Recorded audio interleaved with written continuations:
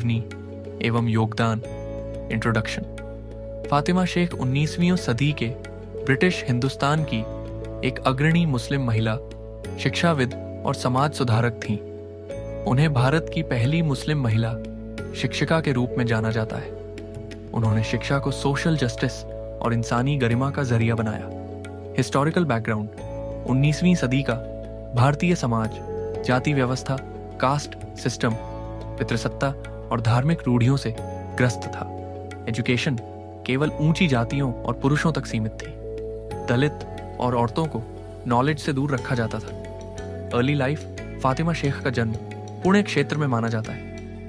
उनकी बर्थ और वफात डेथ की सटीक 19वीं सदी का भारतीय समाज जाति व्यवस्था, कास्ट सिस्टम, पितृसत्ता और धार्मिक रूढ़ियों से ग्रस्त था। एजुकेशन केवल ऊंची जातियों और पुरुषों तक सीमित थी। दलित और औरतों को नॉलेज से दूर रखा जाता था। Early life. फातिमा शेख का जन्म पुणे क्षेत्र में माना जाता है। उनकी बर्थ और वफात डेथ की सटीक तारीख का कोई प्रामाणिक रिकॉर्ड उपलब्ध नहीं है। उनके भाई उस्मान शेख विचारों के व्यक्ति थे। फुले दंपति से साझेदारी।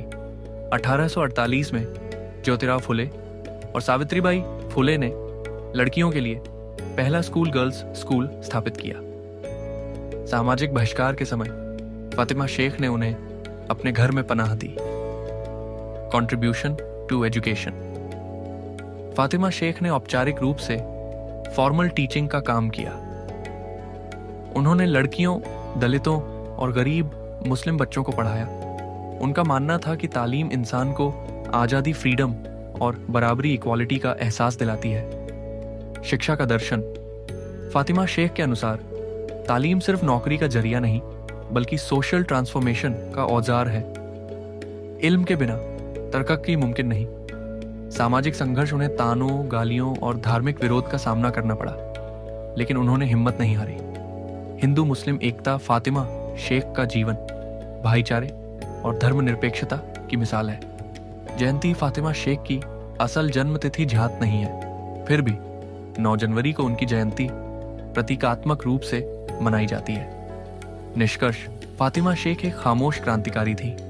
उन्होंने तालीम को इंसानी मुक्ति का रास्ता बनाया। शेल्टर, पनाह का ऐतिहासिक तथ्य। ऐतिहासिक स्रोतों और सामाजिक इतिहास के अनुसार यह व्यापक रूप से स्वीकार किया जाता है कि जब 1848 के आसपास बालिका शिक्षा, गर्ल्स एजुकेशन के कार्य के कारण सावित्रीबाई फुले और ज्योतिराव फुले को सामाजिक बहिष्कार और पारिवारिक विरोध का सामना करना पड़ा, तब फातिमा शेख और उनके भाई उस्मान शेख ने उन्हें अपने घर में पनाह दी।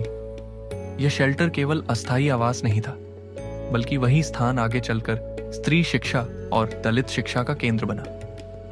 फातिमा शेख का यह कदम हिंदू मुस्लिम एकता, सामाजिक साहस और इंसानी हमदर्दी का ऐतिहासिक उदाहरण माना जाता है।